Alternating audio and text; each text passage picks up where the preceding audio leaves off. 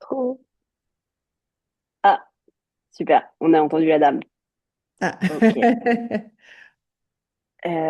Alors, je vais partager du coup le PowerPoint. Super. Est-ce que tout le monde voit bien? Oui, ouais, ouais. Super. Nickel. Super. Ok. Je check juste que le son, ok, est bien allumé. Mm. Ok. Ok. Donc, bonjour. Donc, je m'appelle Chloé Menzel. Moi, je travaille principalement sur les techniques textiles. Donc, je suis formée à la base en designer textile et je me suis formée aux techniques traditionnelles de tissage un peu partout dans le monde, que ce soit au Japon ou en Australie. Et j'ai atterri au Mobilier National du coup en 2019. Et, euh, et j'ai découvert en fait en 2019 un lien assez étroit entre tout ce qui est histoire des des matériaux tissés et le textile et pardon et l'ingénierie, puisqu'en fait l'histoire des textiles est assez proche de l'histoire des ordinateurs, puisque c'est le premier code binaire de l'histoire. Je vais commencer déjà juste par présenter mon travail, mes travaux précédents. Et je vais présenter également le travail de Gilles Bailly, qui est mon binôme du coup à l'ISIR, à la Sorbonne, l'Institut des sciences robotiques, je pense. Et donc, et également Baptiste Caramio, qui travaille avec nous. Mais bon, je vais plutôt travailler, enfin, avec Gilles actuellement. Donc voilà, du coup, mes travaux précédents s'orientent donc sur ce lien assez étroit entre textile et technologie, sachant que moi je travaille sur des métiers à tisser qui datent du XVIIIe siècle ou des années 70, donc il y a un écart assez énorme entre l'accès ou l'utilisation des technologies et donc le tissage traditionnel. Moi, je travaille à partir de 2019 sur des surfaces dans lesquelles je tisse un fil conducteur qui, relié donc à un système capacitif, permet de déclencher des sons et des lumières, sachant que il y a une envie, en tout cas, de nourrir un rapport à la matière qui est plus de l'ordre du magique et de l'ordre d'une matière, en fait, qui contient des secrets ou qui révèle, en fait, des informations secrètes ou cachées. Donc, ceci est une installation réalisée en 2019, du coup, au Mobilier National, avec la Fondation Google Agriculture, ce qui est un peu la première fois où j'ai pu avoir accès donc à un savoir-faire en technologie et en capacitif. Et du coup, on a réalisé cette tapisserie interactive avec un peu tissé sur les mêmes machines qu'ils ont au Gobelin, mais avec des fils conducteurs qui permettaient de déclencher du coup des compositions sonores réalisées par une compositrice qui chantait en fait chaque lettre de chaque mot pour que la personne en fait découvre le mot au fur et à mesure en le touchant. Donc ça, c'est un peu les premiers tests. Bon, après, il n'y a rien de révolutionnaire non plus. C'est vraiment juste transformer un fil métallique en surface capacitive. Mais ce qui était super intéressant, c'était surtout d'échanger avec les tisserands et les lycées du Mobilier National et comment, en fait, est-ce que leur travail et leur vision de ce qu'est justement la matière qui chante ou les traditions chantées dans la tapisserie peuvent aussi se rejoindre à une fonction plus technique. Et c'est vrai que du coup, quand on commence à exploiter tous ces dispositifs entre artisanat et nouvelles technologies, il y a un espace assez riche de traduction.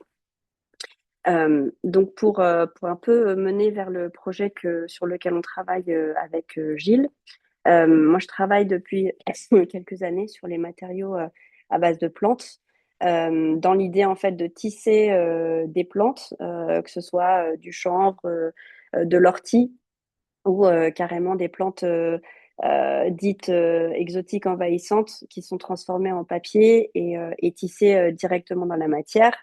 L'idée étant d'imaginer ce que les plantes auraient à raconter par le biais d'une surface tissée. Et comment elle s'exprime, sachant que tous nos textiles sont réalisés à base de plantes, mais on les considère pas tellement comme des matériaux vivants. Ils sont largement morts une fois qu'ils arrivent au stade de tissu. Euh, et donc, l'idée étant de développer un langage visuel et tissé qui permet de s'imaginer une sorte de langage écrit des plantes et ce qu'elles pourraient raconter. Donc, ceci est une installation réalisée en 2024 au Palais de Tokyo où on voit en fait des plantes tissées différentes, un peu dans une envie de relier l'univers des circuits et l'univers des réseaux également présents dans l'univers des plantes pour imaginer en fait des compositions sonores et visuelles qui se déclenchent. Donc une petite vidéo. Inect malo sian si exilu ec Babylonos.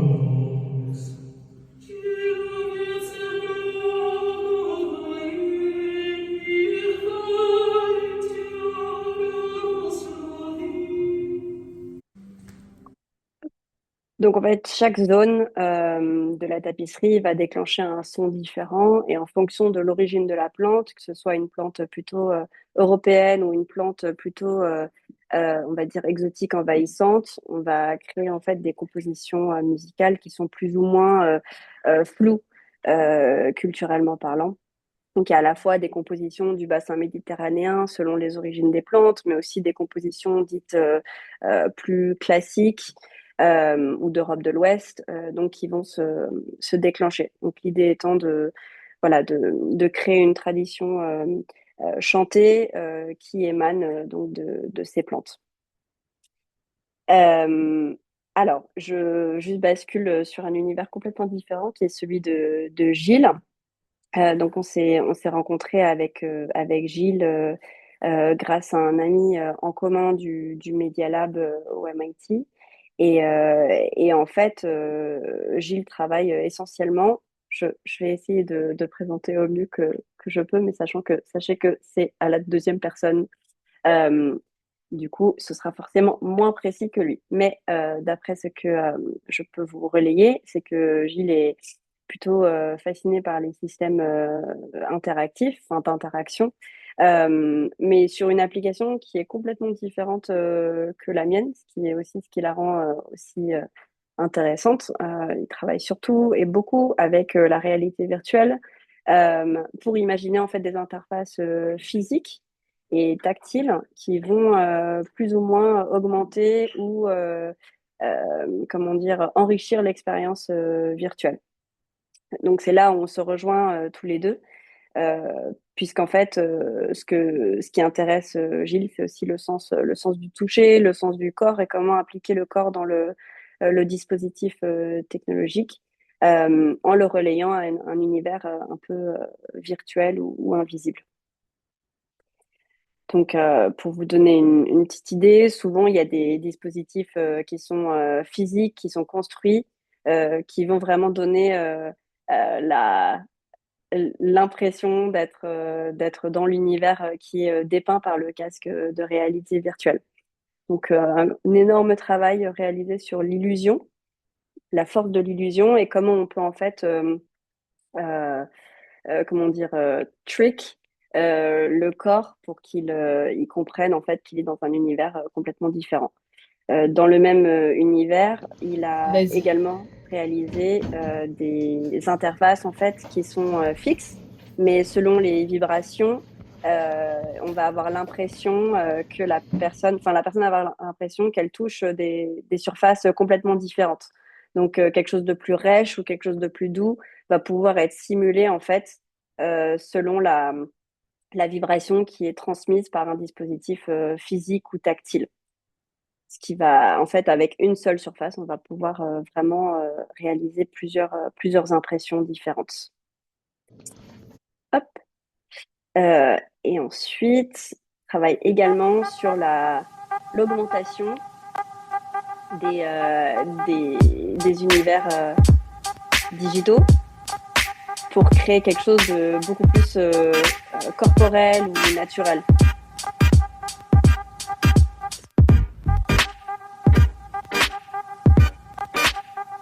qu'on va avoir l'impression de toucher un corps, alors qu'en fait, on touche une interface.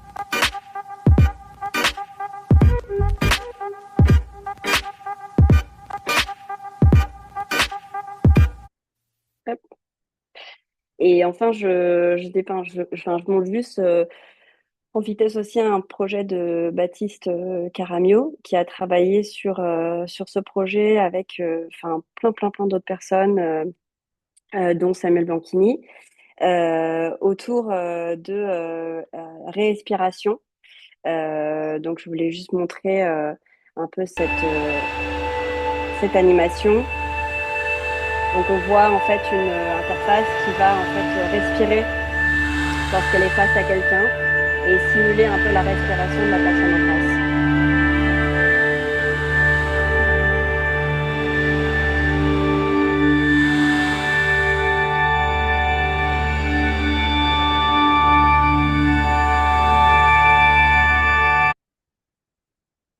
Voilà, donc vous voyez un peu les micro-transformations qui parfois peuvent être hyper fortes. Hop. Du coup, on s'est rencontrés dans l'idée également d'emmener leur univers autour justement de l'interaction avec le corps et avec la main, et de l'emmener dans un univers plus inspiré ou connecté aux plantes et à la façon dont les plantes bougent. Enfin, ce qui est plutôt spécial comme quand on parle de robotique, puisqu'il y a des mouvements qui sont extrêmement vastes, qui peuvent être réalisés en robotique, mais il y a une robotique des plantes qui est à une échelle plus lente, moins dramatique, mais qui est tout à fait fascinant à mes yeux.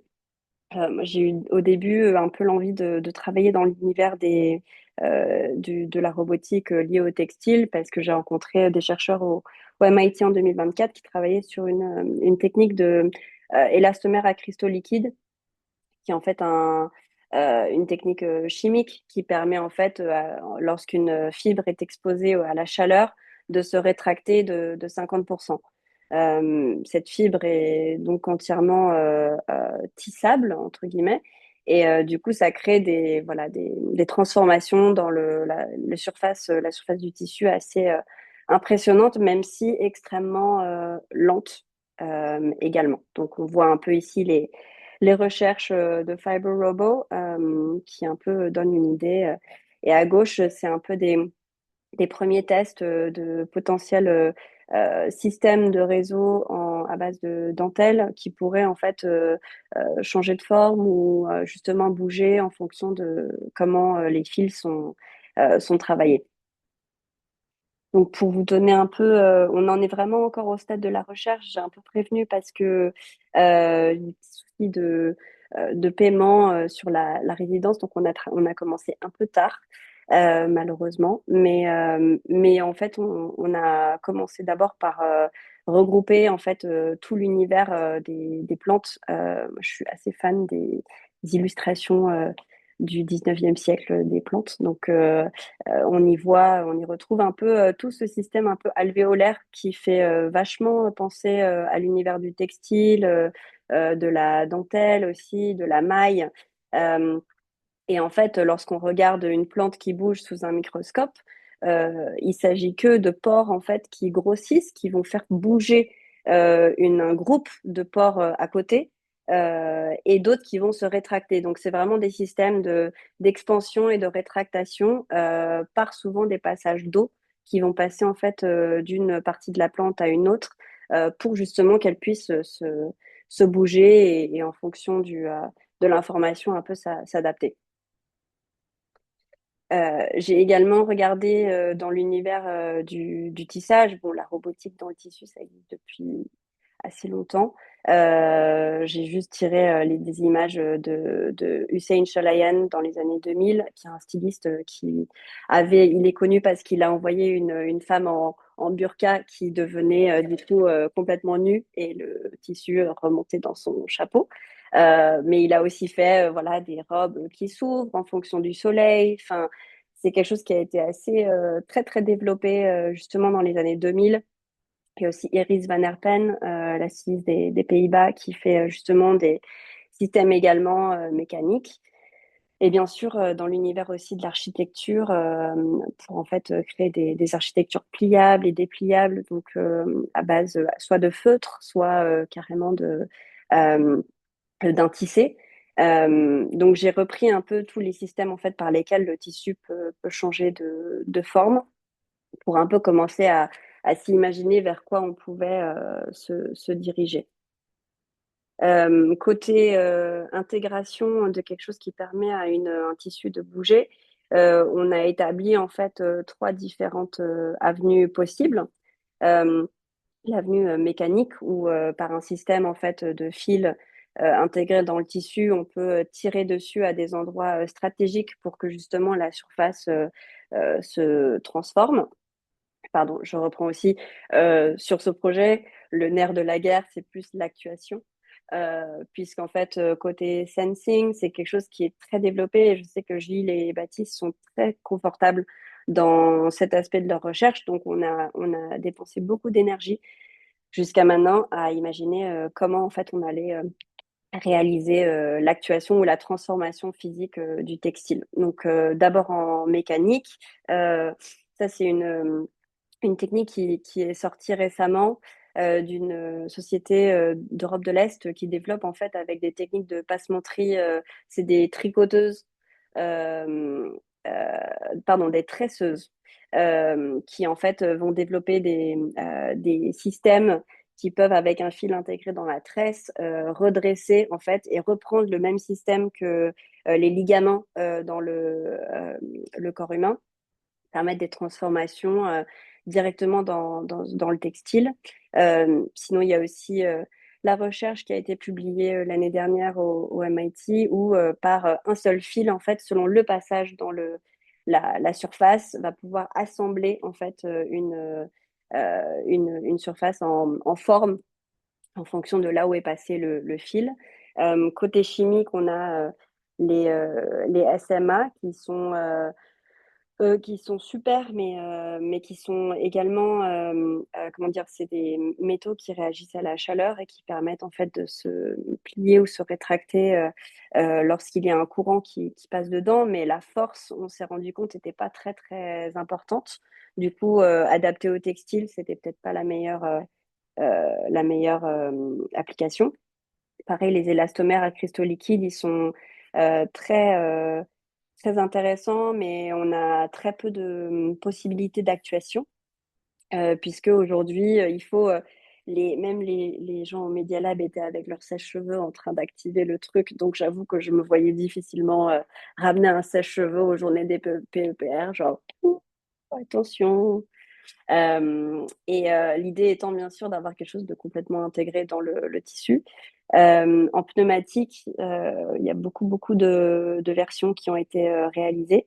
Euh, Après, j'en ai cité que deux, mais c'est vrai que voilà, c'est vrai que d'injecter de l'air et voir en fait quelque chose se transformer, c'était plutôt adapté, en tout cas à la surface textile. Mais pour une raison ou une autre, en fait, on a décidé plutôt de se diriger vers la solution mécanique sur ce projet. Du coup, je partage juste un peu les premiers croquis.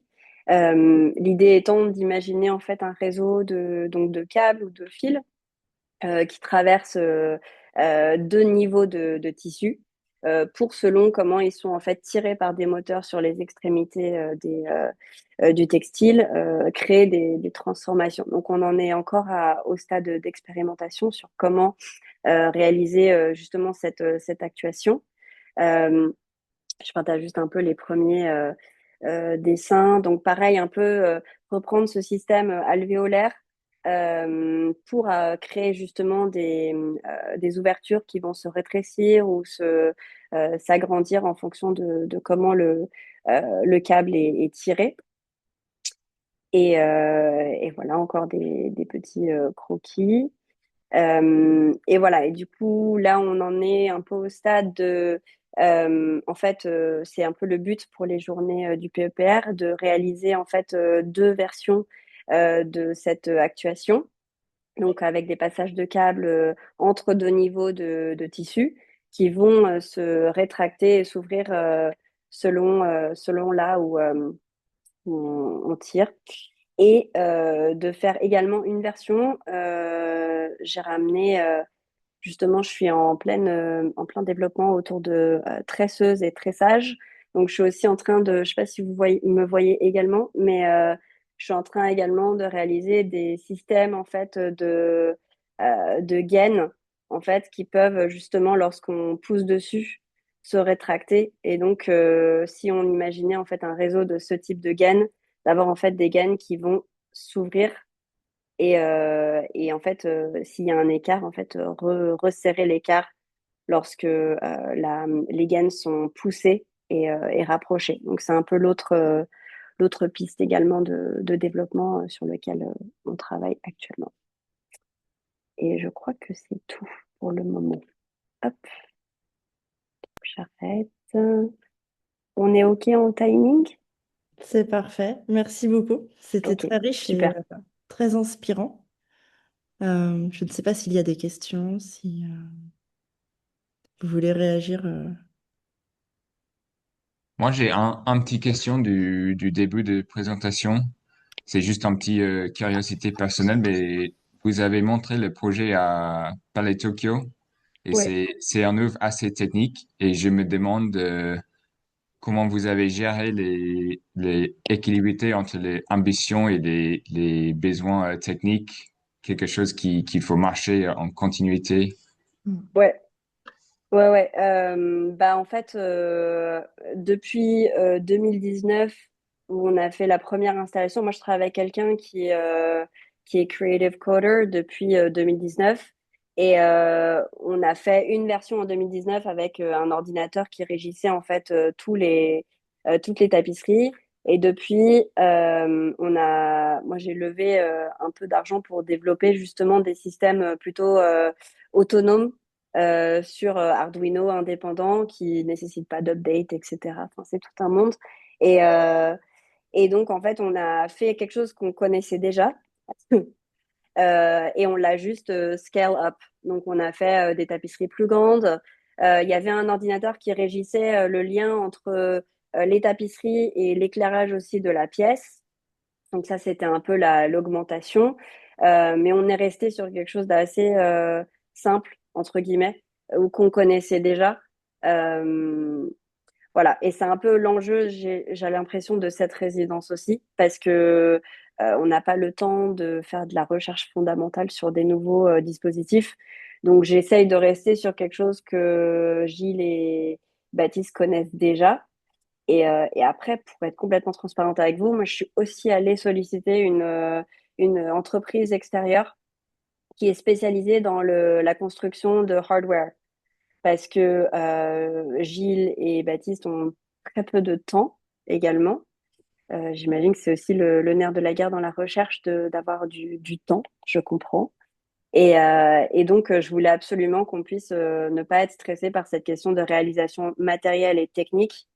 Et voilà, et pouvoir discuter de comment ça va fonctionner, qu'est-ce que ça va faire. Voilà, enfin, je serais curieuse de savoir comment les autres ont pu gérer aussi ces contraintes.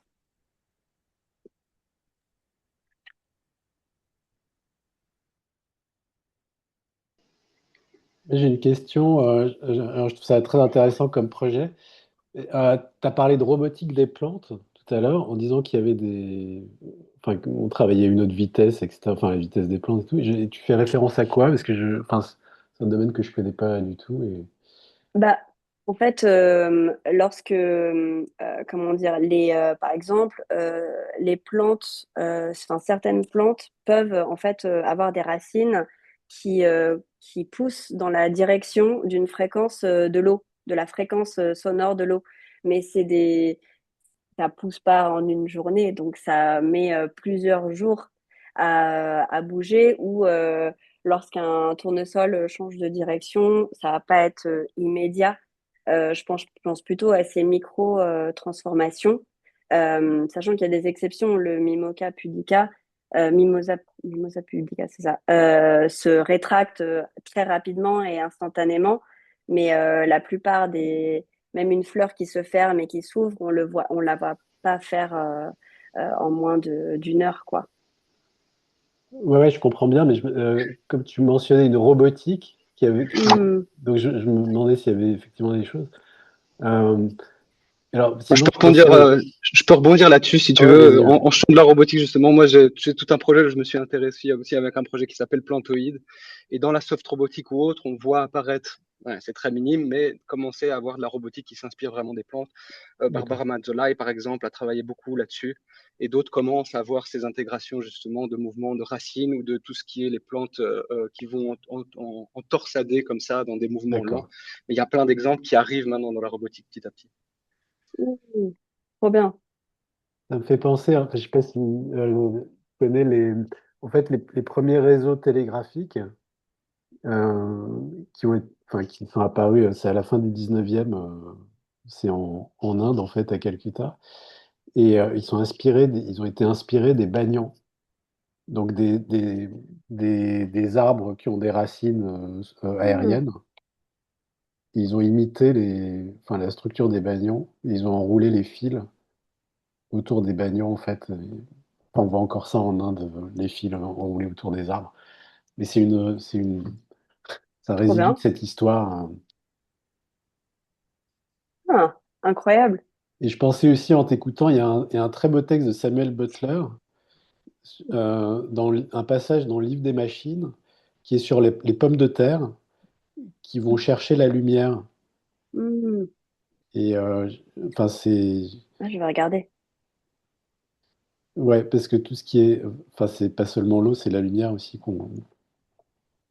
les plans vont chercher. Après, après, j'avoue, moi, je suis vraiment novice hein, dans l'univers dit de la robotique. Donc moi, je pense vraiment à la robotique comme quelque chose qui permet la mécanique ou la mécanisation de quelque chose. Je ne sais pas si c'est la définition la plus exacte, mais, euh, mais ouais, je trouve ça en tout cas intéressant de voir comment les choses bougent et se déplacent. Voilà. Ouais, sur ces sujets-là, moi, je serais content d'en parler avec toi plus, parce que je suis plieur, plisseur, je m'intéresse beaucoup aux plantes et voilà, je pense qu'on Ouais. a peut-être des rapports intéressants et je voudrais voir aussi peut-être sur les questions, j'ai l'impression que c'est des choses qui sont revenues aussi. Pourquoi, comment, parce que je suis passé par les mêmes processus d'avoir essayé des fils à mémoire de forme, différents trucs et d'être finalement Mhm. retombé sur des formes mécaniques. Et peut-être c'est intéressant de voir pourquoi et comment on arrive à finalement être Ouais. c'est à la fin sur de la mécanique plutôt que de la robotique ou, voilà. Ah, c'est cool. Ok, avec plaisir. Ben, je voudrais rebondir là-dessus parce que je suis assez d'accord avec tout ça et je trouve que la belle mécanique marche très bien.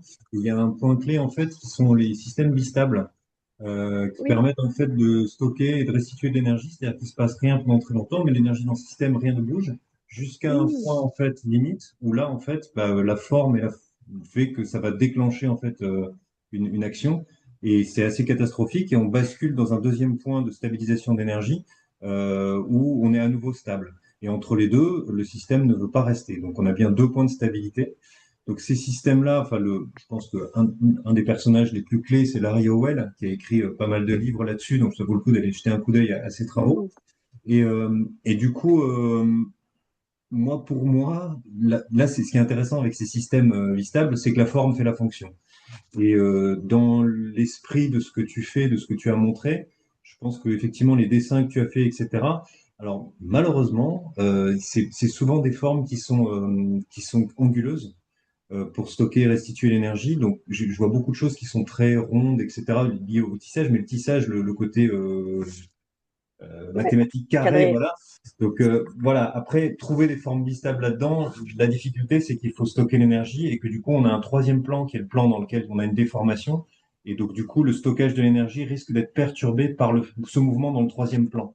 Donc Hmm. après, c'est aussi un moyen de l'utiliser peut-être pour créer des coques qui vont avoir ce mouvement de stockage d'énergie et à Hmm. coque par coque, créer un système de multicoques qui va permettre par des facettes de venir juste un peu origami parce qu'en fait, on peut lier l'origami et les systèmes bistables. Donc voilà, enfin, je pense il y a un truc à creuser intéressant. Hmm. Donc Trop bien. c'est de la belle mécanique du coup, moi c'est ça que j'essaie de pousser hein, dans le milieu dans lequel je suis. Et voilà, je pense que partir de la Well et croiser avec l'origami, ça pourrait être une piste intéressante dans le cadre de tes travaux. Ouais, trop bien, je regarderai la Well parce que je serais curieuse de voir à quoi ça ressemble visuellement, enfin des exemples en application. Comment c'est parce que c'est vrai que il y a certains, enfin, vous parlez une autre langue aussi pour moi personnellement, donc c'est vrai que je vois exactement de quoi vous parlez, mais c'est intéressant de voir comment ça a été aussi mis en forme ces systèmes. Je pense que la vistabilité, c'est le clé, hein. Le mot-clé, c'est la vistabilité, Ouais, qui permet justement d'avoir une actuation qui est justement nette. C'est-à-dire que souvent, dans les systèmes, comme tu montrais, les systèmes que tu déformes, souvent, c'est des systèmes qui sont linéaires et qui se déforment mhm. linéairement. L'intérêt du système vistable, c'est que justement, il se passe rien jusqu'au moment où c'est catastrophique et on bascule sur une deuxième position. Ok, Ça, c'est intéressant en termes de mécanisme parce que ça permet de stocker justement cette énergie et de la ouais, restituer éventuellement dans l'autre sens aussi. Donc, c'est ça qui fait que c'est intéressant. ok, trop bien. Moi, j'ai eu en dernière question, c'est peut-être plutôt pour Gilles, mais j'ai adoré les skin-on interfaces dans les machines. Et je me demande c'est à quel point c'était une provocation, parce que la réalisation, c'est assez bizarre, on peut dire. Et donc, voilà, je veux juste demander quelques mots sur ce sujet des provocations et réalités. Ah, je pourrais lui poser la question pour Oui, plus tard. il te transmette, mais oui, je pense que justement, il y avait une envie de faire un truc un peu making strange, euh, ouais, dans ce projet, c'est sûr.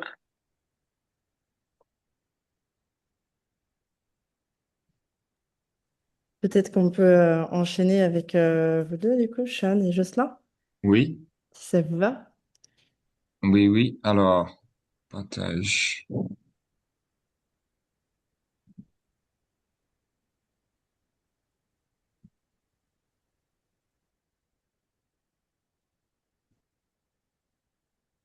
Vous voyez les...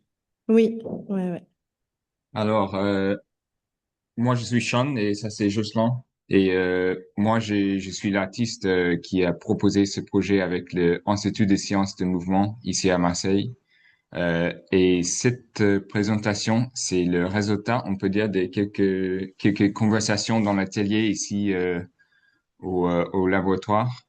Et oui, pour nous, c'était une opportunité d'explorer les significances, si je peux dire, des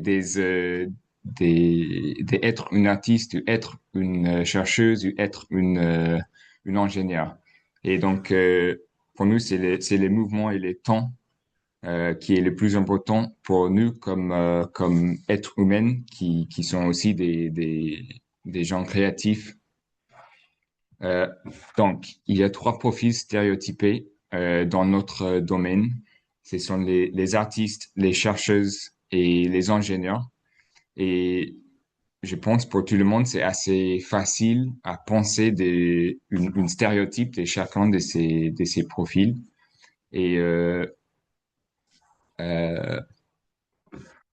en réalité, ils sont beaucoup des overlaps entre les trois. Et c'est ces overlaps qui nous trouvons intéressants. Et, euh, et parfois, il y a des autres manières à séparer les actions des gens qui sont des artistes ou chercheuses ou ingénieurs. Et une de ces manières à faire séparer les activités, c'est les créations des connaissances nouveaux ou l'utilisation des connaissances existantes. Et donc, on peut commencer ici en disant que pour les ingénieurs, c'est clair que leur travail, c'est d'utiliser les connaissances qu'on sait déjà. Euh, et, et c'est comme ça qu'on arrive aux tous les outils qu'on utilise tout le temps. Euh, mais il y a aussi l'autre côté qui est de création des nouvelles connaissances. Et bien sûr, ça, c'est le but de la recherche. Et dans un autre sens, c'est le but des œuvres artistiques. Donc, un petit exemple, c'est le puissance nucléaire. qui est le résultat des plusieurs années de recherche, mais maintenant c'est vraiment dans le domaine des utilisations, le puissance nucléaire, des fusions. Et maintenant, on passe dans le domaine des puissances nucléaires de fusion, on espère. Et ça, c'est vraiment plutôt le domaine des recherches. Donc, on est toujours en train de créer des nouvelles connaissances. Donc, pour nous, c'est intéressant de faire séparer ces activités, l'utilisation des connaissances existantes et la création des nouvelles connaissances, et de voir dans les trois stéréotypes qu'on a créés ici, quelles sont les manières dans lesquelles on fait ces choses. Euh, et j'ai essayé de mettre aussi quelques mots sur les activités principales dans ces stéréotypes. Donc, c'est pour les chercheurs, c'est de découvrir des choses et de classer des choses. Pour les ingénieurs, c'est plutôt d'appliquer des choses qui existent, d'affiner des choses qui sont déjà existantes. Et pour les artistes, c'est peut-être de créer, d'exprimer et aussi de séduire les gens pour créer, pour créer dans les œuvres soi-même. Et finalement, peut-être c'est le point le plus controversial, c'est d'être narcissique. Comme artiste, c'est toujours nécessaire de montrer tes œuvres au monde. Et ça, c'est ça. Il y a un côté narcissique là-dedans. Et c'est une chose qui est très important pour les artistes à faire. Euh, j'ai fait bien les explications jusqu'à maintenant. Oui, évidemment, c'est une présentation très provocante, hein, comme vous l'avez compris, et qui va forcément amener des discussions. Mais l'idée, c'est justement de creuser un petit peu cette triple en fait interaction, puisque on en est tous conscients, on est forcément un mélange de tout ça, et on se nourrit de ces trois pôles de manière continue en fait. Évidemment, il n'y a pas de discontinuum, et on est en permanence en train de passer de l'un à l'autre pour justement mais tout sert. Et l'idée, c'est que, pourquoi est-ce que le titre de la présentation, c'est le temps et le mouvement? Parce que le mouvement, c'est le mouvement entre chacune de ces phases. Parce que malgré tout, on est obligé d'être très ingénieur un jour, très chercheur quand on va faire de la bibliographie, et en même temps, quand on va aller présenter notre travail, bah forcément, bah, on est en train d'exprimer, de créer, d'essayer de séduire. Donc il y a ce côté narcissique aussi dans la présentation du travail qui est indispensable. Parfois, pour aller chercher des fonds, des financements, bah, on est obligé de séduire pour le faire. Donc on est tout le temps en train de faire les trois, mais pas en même temps. Et il y a une évolution temporelle, et on apprend finalement à utiliser les trois pôles de manière continue dans notre temps. En fait, c'est le temps de l'humain qui permet en fait de grandir, de faire grandir chacun des trois pôles. Mais c'est parfois par saccade. On va passer beaucoup de temps à faire de l'ingénierie et à bricoler. Parfois, on va être obligé de passer énormément de temps à faire des bibliographies parce que c'est le moment de le faire, c'est notre temps. Donc voilà, enfin, je me doute bien que c'est provoquant pour tout le monde, mais on a pris aussi le temps de faire quelques exemples pour justement montrer des gens qui sont a priori des stéréotypes et pour lesquels évidemment c'est pas le cas. Mais c'est intéressant de l'explorer. Peut-être avancer. Donc, Steve Jobs, c'est peut-être un des ingénieurs les plus connus du monde, les créatures très connues des iPhones et tout le reste. Donc, en mon tête, principalement, il est en ingénieur. Et ça, c'est une photo que je trouve incroyable. Ça, c'est un des premiers prototypes de l'iPhone. Donc, comme ça, l'équipe d'ingénierie, ils ont explosé tout ce qu'ils ont besoin dans l'iPhone. Et ouais, j'adore cette image d'un beau prototype. Donc, c'est clair que c'était des activités des ingénieurs. Ils sont en train d'appliquer tous les outils qui sont déjà développés pour le monde des ordinateurs et tout ça pour créer une nouveau outil avec les mêmes outils. Mais je pense aussi que le chose le plus important de la carrière de Steve Jobs, c'était ses présentations des nouveaux trucs. Et c'était ces présentations qui a en partie qui a fait les grands succès des outils qui Apple a créés pendant pendant le président, non, le président, comment dire, Keynote. oui, les keynotes de Steve Jobs. Il y a une autre photo que j'adore, ça c'est le premier Mac, ou le Mac le plus connu, le joli là. Et c'est clair que ça, c'est pas une photo d'un ingénieur, à mon avis. Ça, c'est vraiment une photo de quelqu'un qui a quelque chose artistique à dire. Et c'était grâce à cette force artistique que je pense qu'il a géré l'équipe d'Apple vers quelque chose assez puissant maintenant. Donc, pendant la carrière de Steve Jobs, c'est clair qu'il a passé du temps comme ingénieur, mais aussi comme chercheur et finalement comme artiste. Et le ligne que j'ai dessiné, écrit, c'est complètement arbitraire, mais ce qui est clair, qu'il a passé beaucoup de temps comme chacun de ces stéréotypes, et c'est pas du tout correct de dire ah oui, non, il était ingénieur tout seul. C'est pas ça. Peut-être que je peux ajouter un petit mot sur le fait il l'a mis dans ses bibliographies, mais il a eu cette vision quand il était en Inde de cette espèce de tablette flottante avec laquelle il interagissait, et c'était l'iPad qu'il a décrit. Mais ça, il l'a vu 10 ans avant même il était très jeune, et il a eu cette vision qui est une vision un peu d'artiste et qui est complètement idéalisée, d'interagir en touchant quelque chose, une surface, etc. Et ça, alors lui, c'est pas bien clair dans sa bibliographie, mais il dit quand même qu'il avait pris des produits, quoi. Donc c'est une sorte de vision délirante. Et finalement, il a fini par la réaliser, cette vision délirante. Donc il y a ce côté artistique un peu, cette vision et le fait d'être... peut-être que le point pourrait même commencer là, en fait. Donc oui, c'est un ingénieur effectivement incroyable, mais très clairement, c'était aussi un chercheur et une partie artistique très forte. Donc à la fois dans la communication et peut-être à la fois même dans la graine initiale de l'invention de cette vision des produits qu'il avait. Un autre exemple, c'est Vera Rubin. Tu vas prendre la tête. Oui, alors pour Vera, en fait, ce qui est intéressant là, on a essayé de chercher quelqu'un de chimiquement pur en chercheur, et c'est quelqu'un qui a passé sa vie en fait à essayer de prouver, à mesurer en fait la vitesse de rotation des étoiles dans les galaxies, pour venir à son premier papier dès les années 1970. Elle a montré en fait qu'il y avait un problème dans les théories en fait qu'on avait sur le mouvement des planètes. Alors ça fonctionne pour les planètes, ça fonctionne pour les atomes. La gravité, on tourne plus vite quand on est plus proche de la masse, en fait.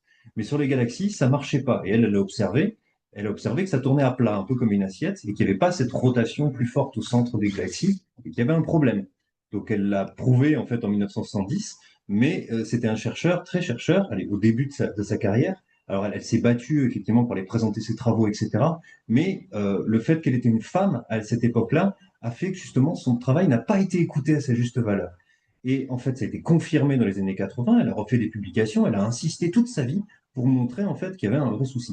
Et enfin, en 1993, elle était reconnue et depuis, ça a explosé. Elle a eu une carrière en fait très forte à la fin de sa vie. Elle a voulu beaucoup pousser en fait le côté justement de communication et de dire aux femmes qu'il fallait aller faire de la recherche d'une part, mais pas seulement, mais aussi communiquer sur son travail. Elle a beaucoup poussé là-dessus. Et donc, le côté, effectivement, évidemment aussi chercheur, puisqu'elle utilisait des moyens techniques, des télescopes, des ordinateurs, etc. Donc, la partie ingénierie est évidemment présente dans son travail, comme tous les chercheurs. Hein. Mais c'était vraiment l'idée de justement aller sortir finalement du cadre du laboratoire pour aller devenir finalement quelqu'un qui va avoir une reconnaissance énorme et qui a fait bouger le temps. Mais justement, le fait qu'il n'y ait pas eu cette reconnaissance au début de ses travaux était un peu quelque chose qui l'a fait enrager jusqu'à la fin de sa vie pour dire, mais en fait, il faut écouter les travaux des chercheurs et des femmes parce que justement, bah, on aurait gagné en fait finalement 20 ans si on l'avait écouté plus tôt. Et on aurait pu remettre en question les modèles mathématiques qui régissent en fait les mouvements des planètes et des galaxies. Donc voilà, c'est un exemple très, très, on va dire, iconique. Euh, Un autre iconique, c'est l'exemple de Marie Curie, qui est, pour moi, c'est un exemple de la recherche pure, sans avoir lire plus sur sa vie. Et en fait, oui, bien sûr, elle a commencé comme dans le domaine de recherche pure. Elle a un des deux gens qui ont deux prix Nobel dans deux domaines différents. Elle a reçu le prix Nobel de physique euh, oui, dans le domaine de physique et 10 ans après dans le domaine de chimie. Euh, au début de Première Guerre mondiale, elle a presque complètement arrêté sa travail de recherche pour faire des choses dans les premières lignes de la guerre. Elle a créé des unités mobiles pour faire des radiologies pour les soldats blessés pendant la guerre. Et oui, donc pour moi, c'est un mouvement de la recherche pure vers la ingénierie. Et peut-être c'est sûr qu'en partie c'est pour ça qu'elle est devenue assez connue. C'est vraiment une effort euh, pardon, je trouve pas les mots en français, mais c'est un effort sans trop de réflexion. C'est quelque chose qui était nécessaire pour elle à faire et elle l'a fait. Euh, et plus tard dans sa carrière, elle a fait des tours du monde entier. Ça, c'est une photo avec le président américain Warren G. Harding. Et donc, elle a passé aussi dans le domaine de communiquer ses œuvres et de trouver l'argent pour créer plus de laboratoires et c'est de passer des domaines de recherche pure vers quelque chose d'autre. Donc ça, c'est l'exemple de Marie Curie. Et il y a aussi un exemple d'artiste qu'on a discuté ensemble, c'est Piet Mondrian. Et dès que j'ai dit Mondrian, tout le monde a dans tête les peintures des Mondrian, les choses carrées. Mais ça c'est un des premiers exemples des peintures des Mondrian. En fait, c'était un impressionniste, Mondrian, donc il était dans cette catégorie des princes impressionnistes et il baignait dans ce monde-là. Mais en fait, ce qu'on met en avant là, en fait, et ce qui est la trame aussi des autres qu'on a vu jusqu'ici, c'est le temps, en fait. C'est-à-dire que pour devenir un maître, pour être bon, il faut du temps et il faut maîtriser une technique. Et ça demande du temps. Et du temps et de la persévérance. Et c'est ce qui s'est passé avec Mondrian, puisque en fait, il a peint, il a fait énormément peint cet arbre pendant pratiquement 10 ans pour finalement arriver à une sorte de simplification et de trouver cette technique finalement qui est après basée sur des maths, hein. Il y a beaucoup de maths derrière les tableaux de Mondrian pour trouver cet équilibre. Il est connu pour ça, mais en fait, il a passé quasiment 10 ans de sa vie à trouver en fait, à faire cette recherche pour arriver en fait à quelque chose de vraiment nouveau en termes de représentation.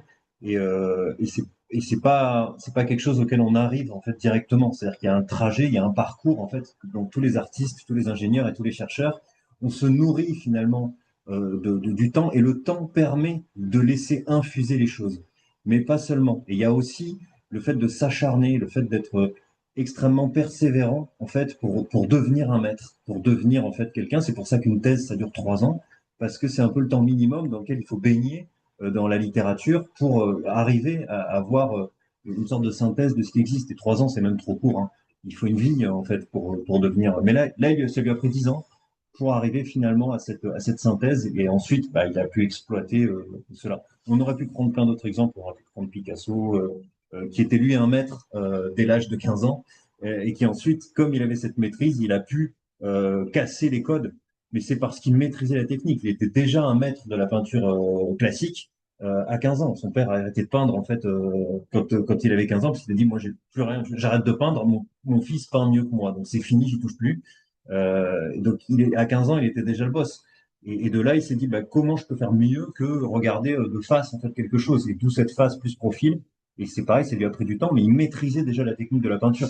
Donc voilà, cette maîtrise, en fait, ce temps pour acquérir une maîtrise et pour baigner, en fait, finalement, dans un univers qui permet d'avancer. Et ça vaut pour l'ingénieur, pour l'artiste et pour le chercheur, mais pour moi, les trois se mélangent et il faut du temps. Voilà. Donc là, bon, ça, c'est nous, on va parler de nous. Oui, oui. On a pensé de casser un peu le, les introductions de nous. On l'a mis à la fin ici. Donc, Jocelyn, tu peux nous dire de ton Oui, travail? faire rapidement le côté narcissique, hein, mais l'idée, en fait, moi, je suis avant tout un ingénieur. J'ai commencé comme ingénieur, je suis une école d'ingénieur, dans le matériau mécanique. Donc, j'ai vraiment commencé à l'usine, hein, sur l'emboutissage. De l'intérieur, j'ai ensuite basculé vers la réalité virtuelle. Et ensuite, j'étais détaché dans un laboratoire de recherche, poste que j'occupe depuis maintenant 15 ans. Et en arrivant ici, j'étais pas du tout un chercheur. Par contre, le côté artiste me suivait depuis toujours, puisque on a tous des activités connexes. Et je pense que ça fait vraiment partie aussi ça entre guillemets, des respirations artistiques qu'on peut avoir en dehors de notre travail, bah, nourrissent aussi notre travail de manière discrète et subtile. Ça nous permet de nous évader, mais aussi de creuser d'autres directions. Donc moi, j'ai une vraie passion pour la photographie, qui a rien à voir avec la mécanique, mais que j'ai creusé aussi en faisant des photogrammes, en faisant des surexpositions, des choses comme ça. Et ça m'a permis finalement d'avoir cette respiration artistique. Euh, le côté chercheur est venu après. J'ai fait ma thèse il y a maintenant 6 ans, j'ai soutenu dans l'haptique, donc sur le toucher. Et malheureusement, les systèmes haptiques souvent nécessitent beaucoup d'énergie. On a parlé tout à l'heure des actuateurs haptiques avec des vibrations pour faire changer les choses. C'est des choses qui sont consommatrices en énergie. Et aujourd'hui, je travaille pour un grand groupe industriel, hein, qui est le groupe Stellantis. Et en fait, je trouve toute ma carrière, hein, depuis le début, ça fait presque maintenant 40 ans. Donc, enfin, j'exagère, mais enfin, au moins 30, au moins 20. Et du coup, j'essaye de m'écarter au maximum de tout ce qui est consommateur d'énergie pour revenir à des systèmes d'actuation beaucoup plus basiques et mécaniques que je décrivais tout à l'heure, les systèmes bistables en utilisant l'origami. Pourquoi pas? Pour essayer de proposer des véhicules extrêmement légers, si possible 300 kilos, et où en fait, quand on a besoin d'une fonction, bah, on va utiliser notre force mécanique, nous, qu'on a humain, pour aller activer quelque chose, mettre de l'énergie dans un système qui va déployer une fonction dont on a besoin. Et c'est plutôt ça qu'il faut faire, à mon avis. Alors, et ça, c'est une vision un peu idéaliste, artistique, entre guillemets, mais qui est poussée par de l'ingénierie et évidemment de la recherche, puisque tout ça est inspiré des plantes, inspiré des insectes. On est au laboratoire de robotique bien inspiré ici à Marseille. Et donc voilà, la recherche, l'ingénierie et l'artistique se mélangent, en tout cas pour moi, pour donner une vision un peu long terme et avoir une trajectoire à creuser pour les prochaines années. Donc, voilà, ça se mélange très clairement, mais le temps est indispensable pour justement venir nourrir et laisser le temps aux choses de s'infuser dans la tête des gens pour justement avancer en fait. À toi, Sean. Euh, et moi, je me permets de me mettre entre les choses artistiques et les choses des ingénieurs. Moi, j'ai pas encore fait beaucoup de travail dans le domaine des recherches. Et finalement, je veux vous montrer les projets que je suis en train de faire ici en tant que résident, artiste en résidence. Donc, j'ai proposé en flotte des cerfs-volants autonomes. C'est le œuvre sculpturelle artistique que je voulais faire pour le projet ici. Et après des premières discussions avec les chercheurs ici, j'ai changé un peu les, euh, les manières spécifiques dans lesquelles je vais réaliser cette œuvre. Donc, j'ai une sorte d'inspiration artistique qui est le sentiment des lumières sur la mer pendant le coucher de soleil. Donc ça c'est une inspiration très marseillaise peut-être le Méditerranée. Et ça c'est un cerf-volant que j'ai créé au début de résidence ici, euh, qui réplique cette beau lumière. Et j'ai passé vers je passe vers les prototypes un peu plus robotiques. Donc, désolé pour le vidéo un peu bizarre, mais ça, c'est les premiers robots que j'ai fait. C'est complètement passif, juste pour me montrer comment ça marche avec les tirages passifs de cerfs-volants. Avec les cerfs-volants monophiles, c'est beaucoup plus facile de faire un robot parce qu'on passe vers un seul axe. Il faut tirer ou ralentir le fil. Euh, et quelques semaines plus tard, j'ai motorisé cette prototype. Euh, et est-ce que c'est là dans ce vidéo? Et c'est pas encore autonome. Je le contrôle avec le joystick là. Et you don't see, vous voyez pas le cerf-volant qui est hors des cadres de vidéo là. Et maintenant, on passe à ce prototype-là. Ça, c'est cette semaine, aux plages ici à Marseille, là où le vent est beaucoup plus constant. Donc ça c'est le dernier prototype pour l'instant. Et pardon, je remarque maintenant que j'ai complètement raté le inspiration qui était le domaine scientifique de Airborne Wind Energy. Donc, il y a une robuste domaine de recherche qui essaie de trouver une manière à créer des énergies comme une éolienne avec les cerfs-volants. Et avec un cerf-volant, c'est pas nécessaire de construire une énorme tour avec des milliards, des kilos de béton et tout ça. Euh, c'est possible de juste faire voler un cerf-volant qui va tirer une file pour générer des puissances. Donc ça c'était l'inspiration à la base de projet, c'est l'énergie renouvelable et aussi le côté artistique de revoir la puissance de quelque chose de naturel. Ça veut dire le vent qui est autour de nous tout le temps, et spécialement ici à Marseille. Euh, et oui, je veux dire aussi dans le cadre de notre présentation ici, moi je trouve vraiment entre le domaine des arts et des ingénieries, et pour moi il y a un piège de rester trop longtemps dans le domaine des ingénieries. Moi j'adore utiliser les outils de CAO, c'est mon côté nerdy, mais c'est parfois difficile de sortir du labo, d'aller dehors et faire les tests comme celui-là. Mais c'est en sortant du labo que j'ai fait les plus grands sauts des progrès dans mes propres projets. Donc, cette présentation, pour moi, c'est aussi un sorte de rappel d'aller dehors, de faire des choses dans le monde. Euh, mais en même temps, j'adore planifier et améliorer mes prototypes.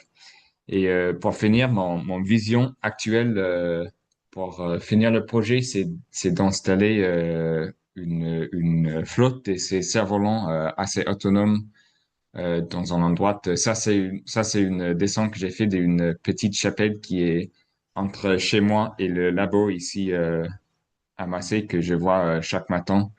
Et à chaque fois, je me suis dit, il faut mettre des cerfs-volants là.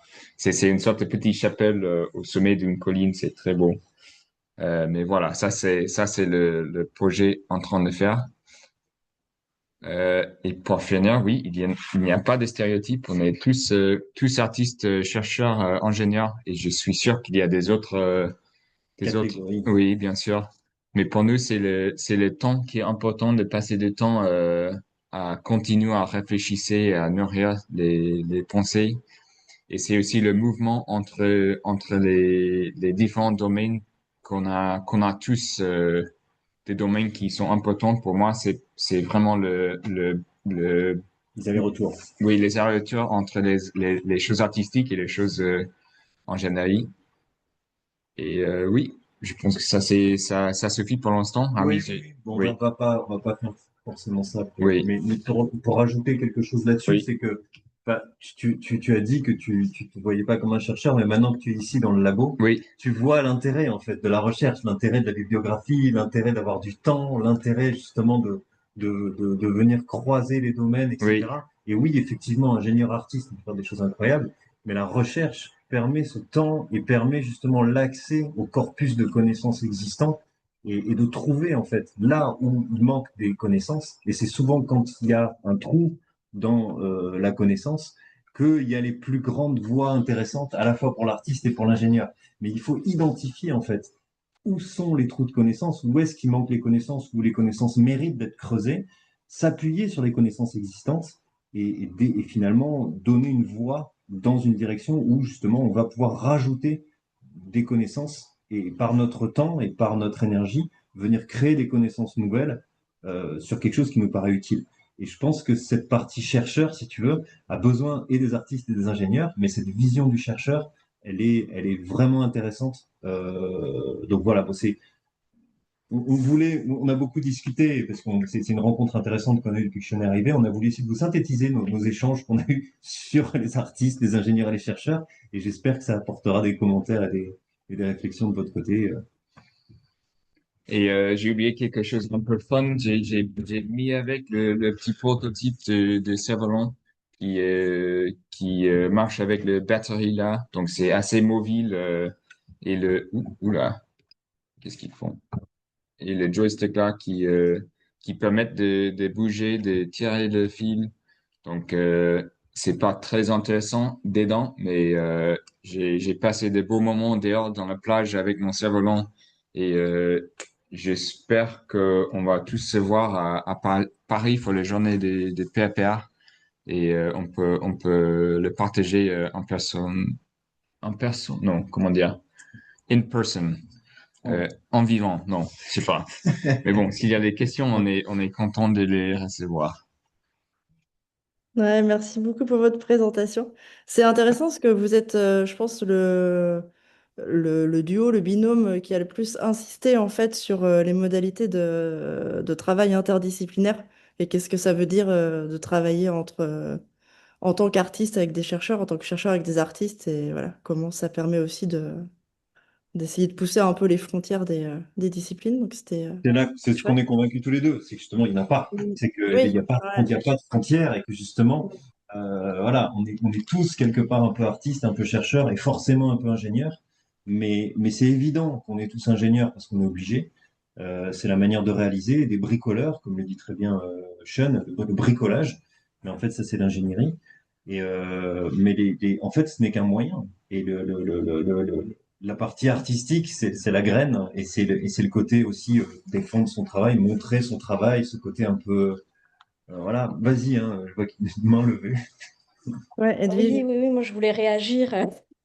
Alors c'est peut-être pas le lieu, mais je trouve, voilà, moi, pour avoir pas mal écrit sur les relations art-sciences, je trouve que, ben, oui, il y a des porosités, mais en tout cas, en termes d'intentionnalité et de finalité, il y a quand même des différences, surtout dans un contexte capitaliste. La science, dans ces conditions capitalistes, diffère quand même de ses intentions premières de découverte, de création de savoir.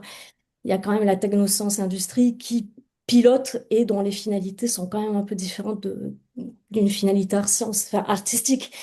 Et en fait, là où je trouve que parfois il y a une confusion, c'est ben oui, les scientifiques peuvent produire de l'esthétique.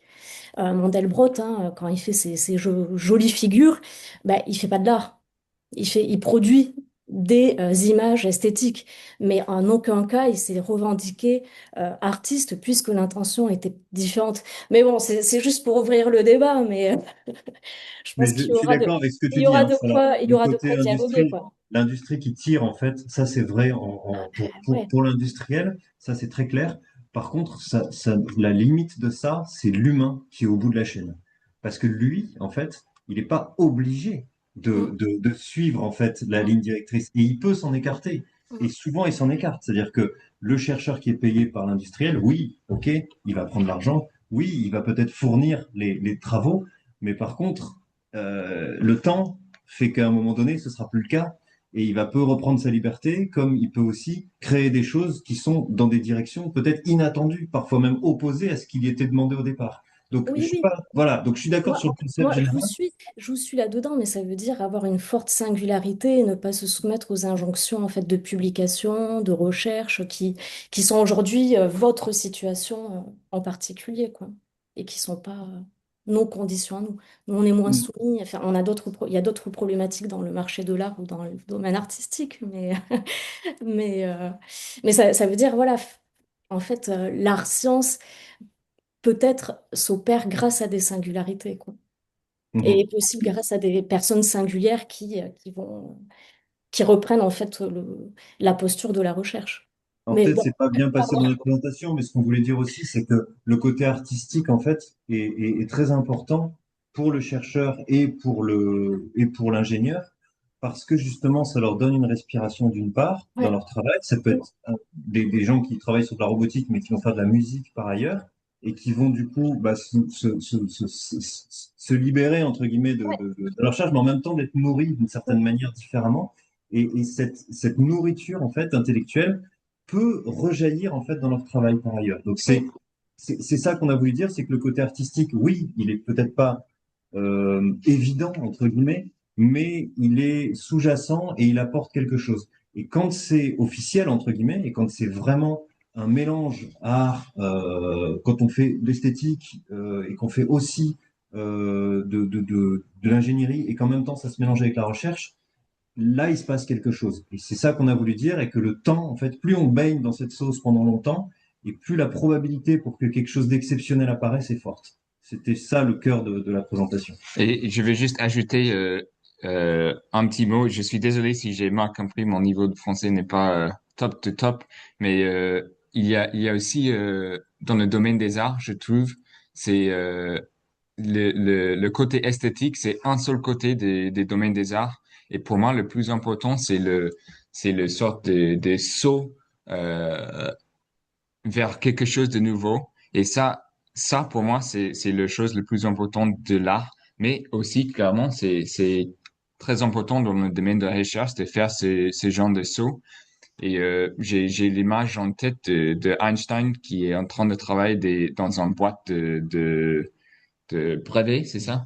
Et, euh, et pour moi, le travail qu'il a fait dans ce bureau-là, il y a un côté artistique là pour moi. Mais c'est clair que c'est une des recherches le plus importantes du siècle. Mais bon, oui. Oui, et quand On c'est a- autorisé par les laboratoires oui. de Euh, bifurquer. Mais bon, je m'arrête là. Mais il y a un main levé avant. C'était Sylvia? Non, pas encore. Si Sorina avait levé la main, ouais. Ouais. Si Sorina avait Salut, oui. Je m'incruste un peu dans l'échange entre Epige et l'équipe de Marseille parce que j'ai pensé justement par rapport à ces distinctions qu'on a fait, on a parlé aussi de skill. La dernière fois, vous avez aussi mentionné le skill. Il y a tout ce passage Moyen-Âge et Renaissance où l'artiste, l'artisan, le technicien, ils étaient confondus, les ingénieurs, le polymathe, si on pense à Da Vinci et tout. Et je me dis, là, dans le marché de l'art, avec le néolibéralisme, les incrustations du capitalisme, comment on est censé travailler et comment vous aussi, vous êtes censé travailler dans les laboratoires depuis qu'on a vu avec le marché qui dirige, en fait, la manière dans laquelle la recherche est structurée. On est sur des zones où les statuts et les identités, elles se confondent, c'est sûr. Et je les zone un peu en disant, on ne sait pas trop ce qu'on est, mais autant qu'on se donne les bonnes intentions, on ne se trompe pas du message. Par contre, je suis d'accord avec Edwige, le médium, il est différent pour la recherche que pour l'art, parce qu'on a chacun un médium en art qu'on essaie de, par exemple, pour moi, la danse, on essaie de le pousser, ou pousser ses limites auxquelles parle les chans, aller un peu au-delà, ou comprendre la généalogie de laquelle s'inscrit, le passé de ce genre d'avant qui sont un peu porté leur pierre à l'édifice. Et c'est sûr qu'en recherche, ça fonctionne pareil, mais le médium, il est j'ose dire, hein, mais après, je sais que j'ouvre une discussion, c'est toujours le même. C'est la production de connaissances. Et ouais, bref, peut-être que je m'embrouille dans la discussion en réfléchissant à haute voix avec vous. Mais c'est très intéressant de voir que les distinctions, elles sont, oui, les identités, elles sont fluides, elles s'embriquent, mais il y a quand même des distinctions pour moi sur le fond sur des choses de comment l'artiste travaille avec son médium et comment il gagne ou pas de skill par rapport à ça, qui sont peut-être plus évidentes ou en tout cas de l'extérieur moins sujet à des contraintes ou ouais, un peu plus standardisé dans la science. C'était tout.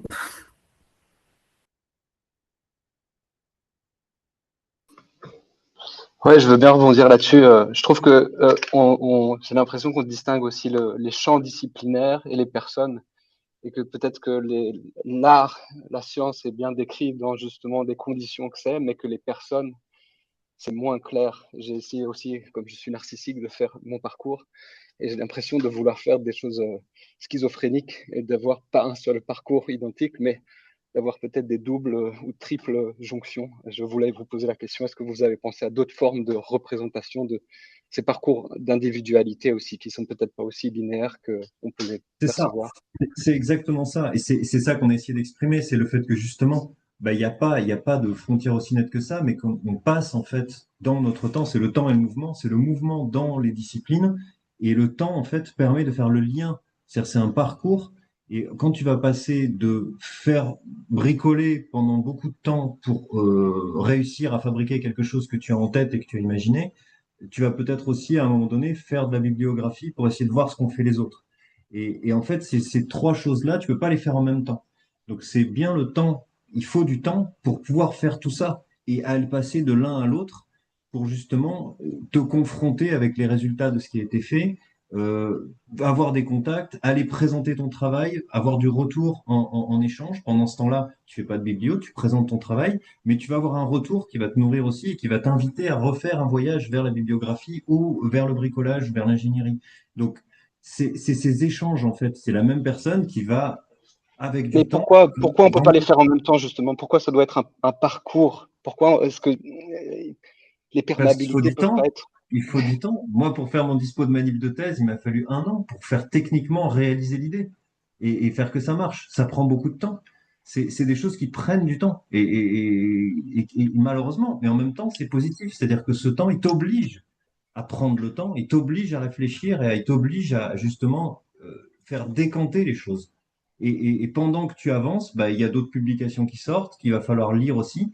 Donc c'est qu'en même temps, je suis d'accord avec toi, mais en même temps, ce temps, il est constitutif de la manière dont tu vas finalement arriver à ton résultat. Parce que des choses sont pas instantanées. On voit aujourd'hui avec l'IA, etc., machin, les gens veulent l'instantanéité tout de suite. Bah ça, c'est pas créatif. L'instantanéité n'est pas créatif. Il faut du temps pour que les idées se fassent. Que la richesse, elle vient avec du temps. Et avec jongler entre les idées pures, le côté artistique, le côté, ou alors l'expressif, le côté artistique dans la manière d'exprimer son travail, le côté présentation de son travail. Enfin voilà, tout ça est très théorique, hein, mais c'est des discussions de comptoir. Et je suis désolé, Edwige, qui a passé probablement du temps à synthétiser tout ça, ça paraît très. Mais voilà, c'est un simple concept qu'on vous présente et Et, on se doutait bien qu'on aurait de la controverse, mais c'était aussi le but, hein, c'était de discuter. et pour moi, ce forme de ligne, pour moi, ça marche bien dans mon tête pour mon propre schéma. J'ai le sens vraiment de passer des heures, des journées dans le domaine des arts et parfois des semaines entières dans le domaine des ingénieries. Et pour moi, personnellement, c'est vraiment une sorte de, il me semble, une sorte de schéma continu en ligne. Mais peut-être pour vous, c'est plus il y a un autre sens qui est plus vrai. Euh, oui, j'avoue aussi que j'étais un peu coincé par les outils de dessin de Google Slides. Ils sont pas incroyables. Donc c'est pour ça que mes lignes sont pas incroyables, mais bon. Après, il n'y a pas de règle, hein. Il n'y a pas de règle dans les comportements, dans les interactions entre l'ensemble de ces éléments. Et par contre, c'est vrai que, que les quelques rares études que l'on a sur l'interaction art-science en France aujourd'hui ben, expriment quand même ce que vous dites, hein, la nécessité du temps long, la nécessité de l'interaction dans la durée, l'acculturation réciproque, parce que l'un ne remplace pas l'autre, les choses sont complémentaires. Donc, il y a pas mal de choses qui sont pointées déjà quoi, quand même, dans le process et l'importance du processus presque plus que la finalité ou que l'objet final. C'est le partage du process qui est fondamental. Enfin bon, là aussi, il y aurait beaucoup à dire. Mais on a des études qui sont intéressantes et qui montrent, qui mettent le doigt quand même, sur tous ces sujets et qui montrent aussi la diversité d'approches qui est liée au temps, qui est liée aux moyens, qui est liée à plein de choses, quoi. Enfin, d'où l'intérêt de ces appels à projets, d'ailleurs. Finalement, il devrait y avoir des scientifiques chez les artistes, hein, dans les centres dramatiques, dans les centres chorégraphiques, qui devraient y vivre en permanence avec un bureau. Et inversement, il devrait y avoir des bureaux pour les artistes dans tous les labos, hein. Je suis d'accord. Et la part de liberté dont tu as parlé de vie, me paraît indispensable. C'est-à-dire qu'on a le droit de changer d'avis, il faut être libre, et il faut surtout pas Complètement. avoir le couteau sous la gorge de l'industriel qui demande des résultats et des livrables tous les 15 Ah oui, jours. Sinon c'est foutu, on est pris dans la nasse, hein. ah Mais oui. enfin, moi, je suis l'industriel et c'est moi qui dis ça. Mais justement parce que j'ai la liberté de pouvoir le dire et que je suis détaché dans un labo de recherche full-time et que mon boulot c'est ça et que quand je croise un artiste, j'essaye de le convaincre de faire de la recherche. Donc c'est je pense que cette liberté, il faut l'avoir, et c'est ça qui fait que justement ça marche, parce que voilà, j'ai changé d'avis. J'ai fait ma thèse sur des systèmes de lévitation acoustique de doigts très énergivores, Et aujourd'hui, je travaille sur des systèmes mécaniques bistables complètement passifs. Donc voilà, mais il faut du temps pour se rendre compte des choses, voilà. Est-ce que vous aurez assez de vent dans le présentation au PEPR pour faire tourner le Euh, cerf-volant dans les deux Dedans, mondes les non, plus loin? mais Demain. oui, on a Vous avez des jours prévu? avec 10 fois trop et des autres jours avec complètement rien. Euh, Moi, je sais, mais pour la présentation, je disais, c'est une blague, hein, c'est pour la présentation oui, oui, du d'accord. 11 et 12 mars. Est-ce que vous avez prévu d'amener la tempête marseillaise dans les couloirs Je de vais Metz? essayer. Le Ah, ben, Mistral. C'est avec le juste soleil, le bien sûr. Ouigo, donc c'est pas sûr.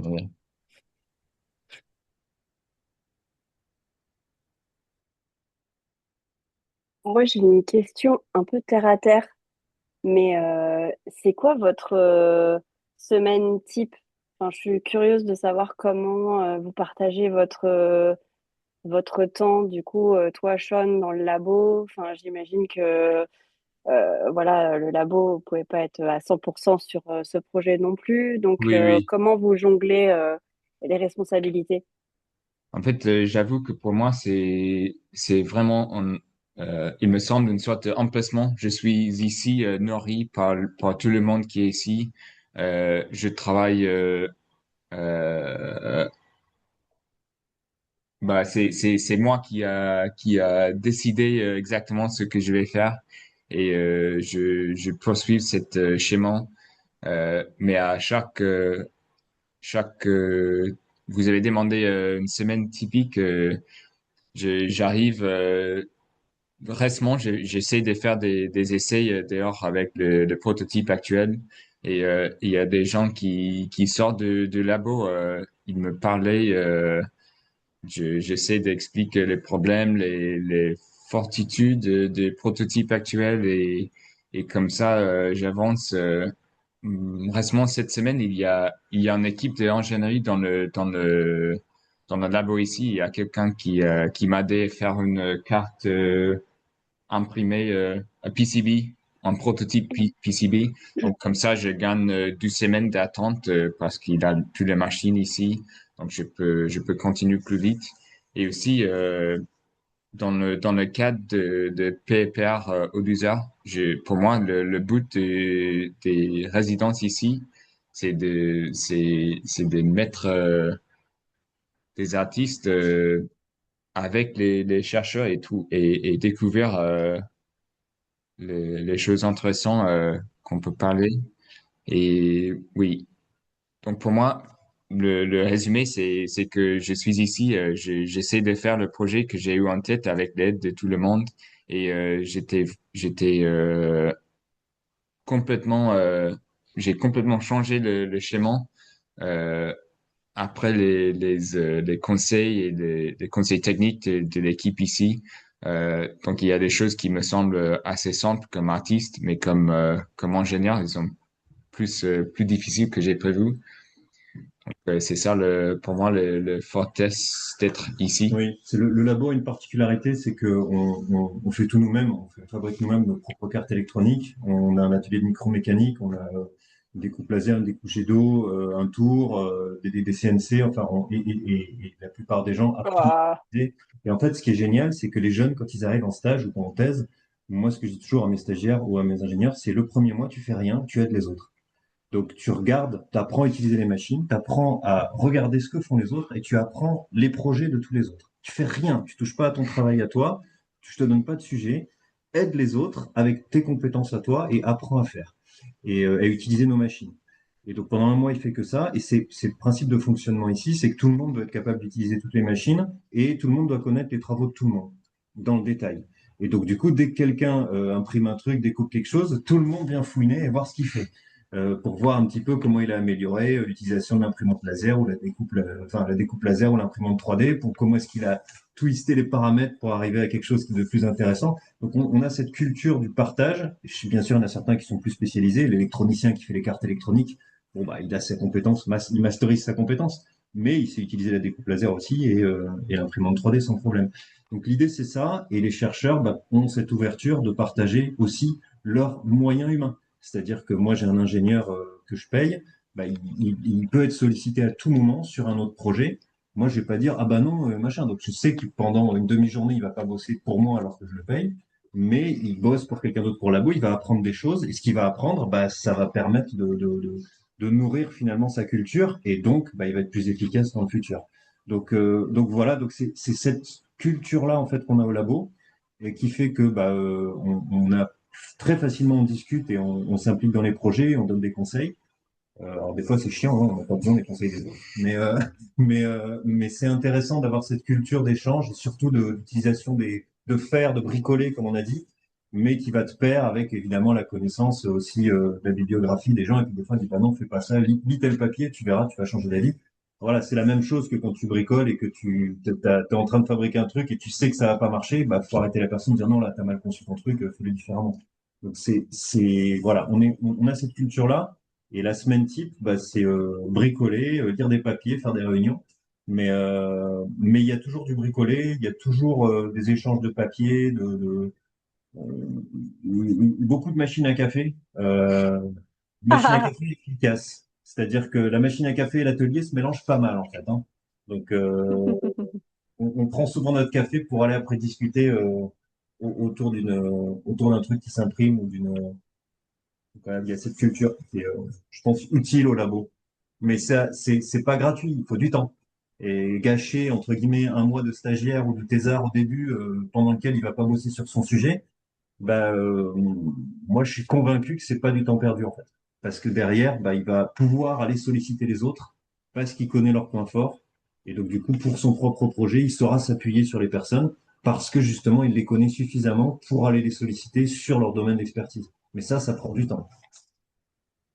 Oui, j'ai l'impression que vous êtes un cas un peu unique aussi dans la recherche parce que Mm. vous n'avez pas besoin d'être converti à la création de valeur qu'apporte la recherche artistique, alors que il y a beaucoup de contextes en fait où en tant qu'artiste ou même artisan, il faut en fait comment dire défendre l'intérêt de l'intervention artistique comme quelque chose qui n'est pas accessoire ou juste illustratif.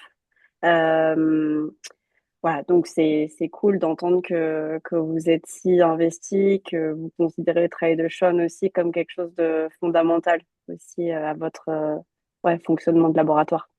Bah, c'est beau, en fait, hein. Quand il nous a parlé de son idée de faire voler des trucs qui brillent dans le ciel, nous, ça nous a tous parlé. On a dit, vas-y, on est à fond, on y va, quoi. Comment on peut t'aider? Bah, il en faut peu, dites donc, c'est super.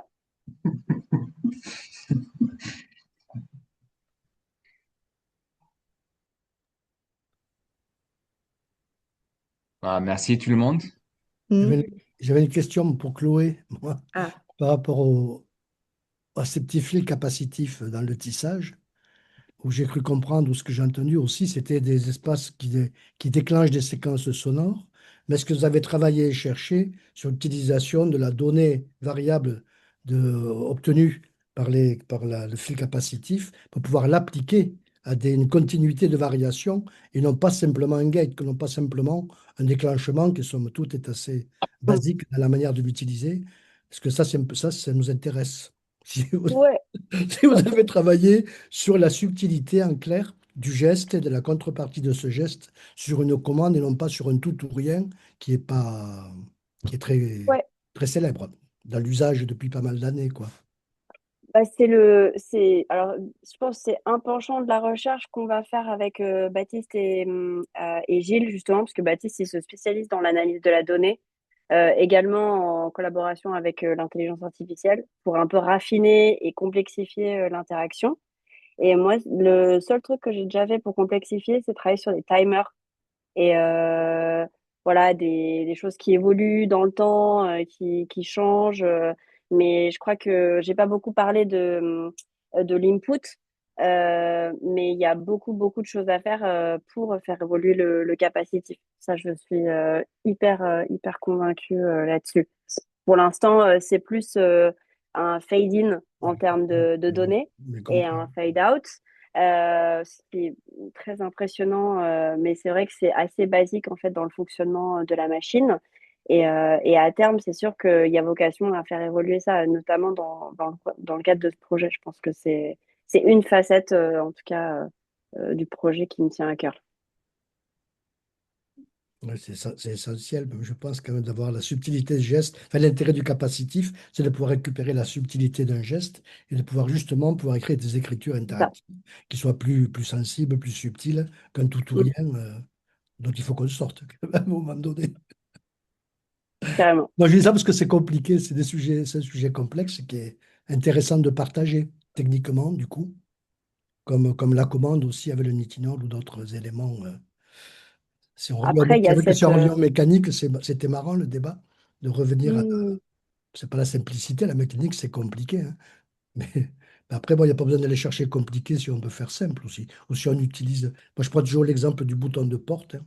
On peut tout à fait mm. inventer des milliards de trucs, mais au final, on revient au bouton de porte, ça marche pas mal, quoi. La poignée, pas mal finalement. Par rapport à la main, c'est pas mal. On peut la C'est robotiser. clair. Et il y a aussi l'équilibre. Je sais pas si d'autres personnes en résidence ont eu cette difficulté, mais il y a aussi la complexité de trouver un équilibre entre la technicité de l'œuvre Ouais. et quelque chose qui est extrêmement complexe, qui est hyper intéressant, même en recherche, etc. Mais en fait, comme c'est quelque chose qui interagit avec l'humain, l'humain est limité aussi dans son interprétation, du coup, parfois trop complexe. euh, En fait, on se rend pas compte de la complexité. Donc souvent, il y a un processus de simplification qui a lieu pour que la personne comprenne ce qui se passe et crée une sorte de empathie et de connexion avec l'objet, avec l'œuvre. Donc, c'est un équilibre à trouver, justement. Mais il y a beaucoup de choses à faire, c'est sûr.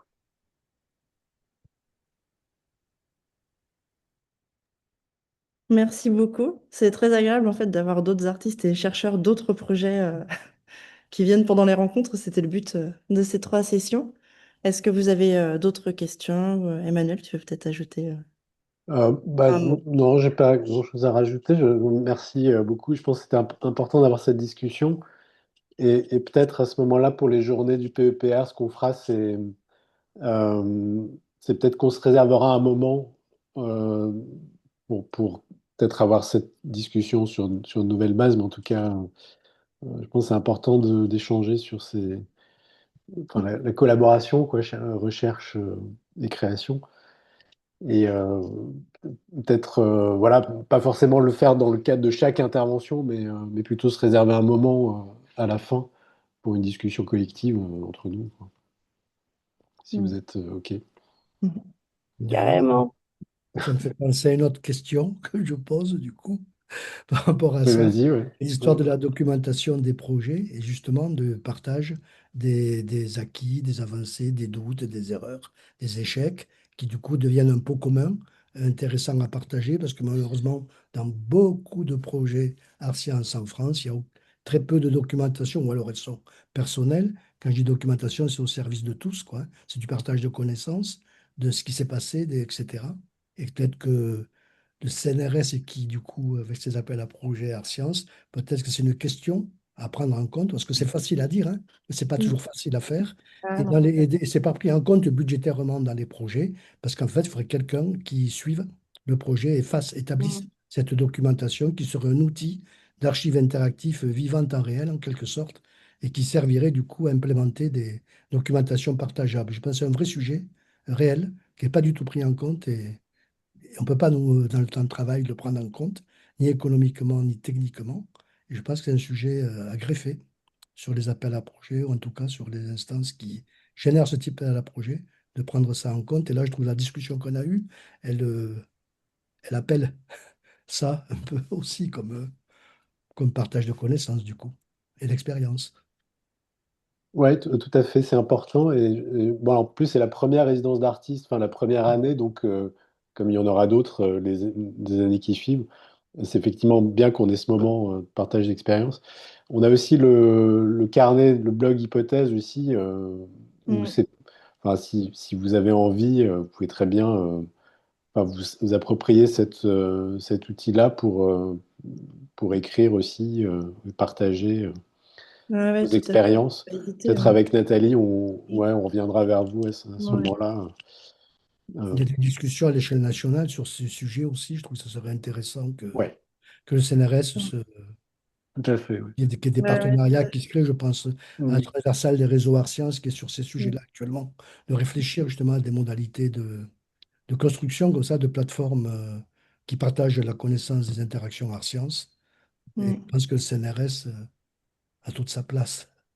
mm. Ouais, tu as Très tout à juste. fait raison. On va essayer effectivement, enfin, en tout cas, on va se consacrer un moment Oui, à cette question-là dans les journées pour que, ouais. Mm.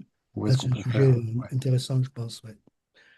Qu'on est pas mal impliqué dans ce réseau si jamais on peut faire interface. Très bien. Très bien. Bon, ben merci à tous. En tout cas, je crois pas qu'on en a plus d'autres prévus là dans les Non, non, semaines qui non. viennent avant C'était le. notre Ouais, dernière c'est ça, session. voilà. On Ouais, se ouais. retrouve Bon, début ben, Voilà. mars. puis Ouais, un merci très aux grand merci revenants à aussi vous toutes et tous. qui étaient Oui. là. Enfin, voilà. C'était bien, Non, c'est très effectivement, chouette. collectif. Merci beaucoup. Merci. Merci à vous. Merci Merci à beaucoup. vous. Merci. À Merci. bientôt. Au À revoir. À bientôt. bientôt. À bientôt.